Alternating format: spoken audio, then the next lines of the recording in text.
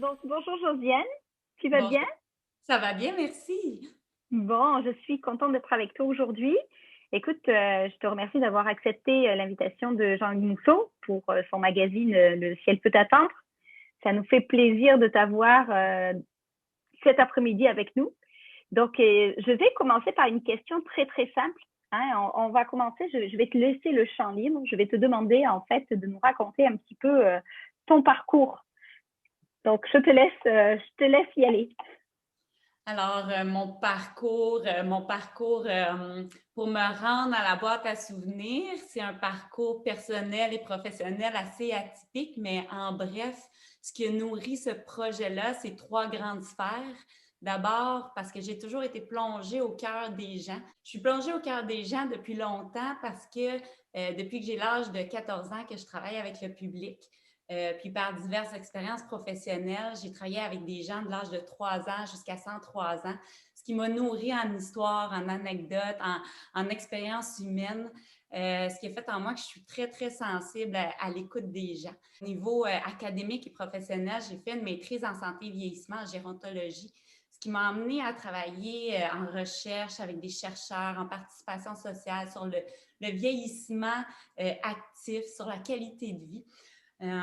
J'ai appris plein de connaissances que je me disais, il faut que j'amène des solutions, il faut que j'amène tout ça sur le terrain, concrètement, avoir un impact dans la vie des gens. Puis aussi, je me disais, toutes les rédactions d'articles scientifiques, euh, tout ce qu'on fait comme rapport dans notre travail, je me disais, ben, la boîte à souvenirs, euh, c'est ça, c'est aider les gens à écrire, mais pour avoir un impact dans la vie des gens. L'autre sphère, c'est une expérience personnelle que j'ai moi-même écrit un livre. Donc, j'ai fait l'expérience moi-même avant de créer la boîte à souvenirs parce que j'ai fait un passage de sport de haut niveau plus jeune dans le sport. Donc, toutes ces expériences-là dans ma trentaine, je sentais le besoin d'écrire pour laisser à mes enfants tout ce Laisser que une trace. j'ai vécu dans le sport. Puis c'était une façon pour moi de tourner la page sur ce chapitre-là, puis de passer dans un autre chapitre de ma vie. C'est comme ça que j'ai créé la boîte à souvenirs. J'ai commencé par les aînés, parce que justement, on se dit, moi, ça fait plus de 10 ans que je travaille avec les aînés. Là, on en a plus parlé avec la pandémie, évidemment, ce qui est une très bonne chose. Mais j'ai commencé par eux parce que je me disais, bien, évidemment, c'est un projet, c'est valorisant, ça stimule cognitivement, ça permet qu'ils appellent la famille, donc de créer des contacts sociaux. Donc, j'ai parti avec toutes ces notions-là. Avec un premier client, puis j'ai bâti tranquillement l'entreprise comme ça, qui aujourd'hui a 3 ans, qui évolue, ceci dit, à pas de géant. Donc, c'est un peu la petite histoire, mon parcours en bref, là, qui m'a amené à créer la boîte à souvenirs, qui est une entreprise qui aide les gens, les individus et les organisations à partager des valeurs, des histoires. Donc, ça peut être sous toutes sortes de formes. Euh, Comme je le disais, je suis partie des aînés, mais aujourd'hui, j'ai évolué, puis je me rends compte que ça peut s'adresser à plein de gens. Ça, ta mission avec ton entreprise vraiment vient me chercher parce que je me dis, il y a tellement de trésors et le partage des connaissances et d'une génération à l'autre, c'est aussi l'histoire d'une société au travers de tout ce que tu fais. Donc, c'est vraiment exceptionnel. J'adore, j'adore. C'est très, très riche. Puis aujourd'hui, on est choyé parce que nos aînés, par le mode de vie, font en sorte qu'on vit plus vieux puis avec une meilleure qualité C'est de vie. ça.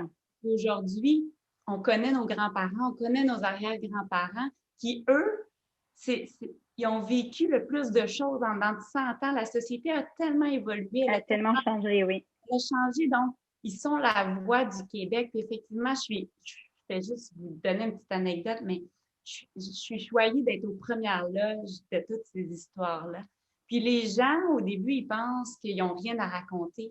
Mais quand Oui, on parle du frigo, de la guerre, de la pandémie, de la grippe, euh, de la famine, des façons d'avoir vécu avec les enfants, la religion.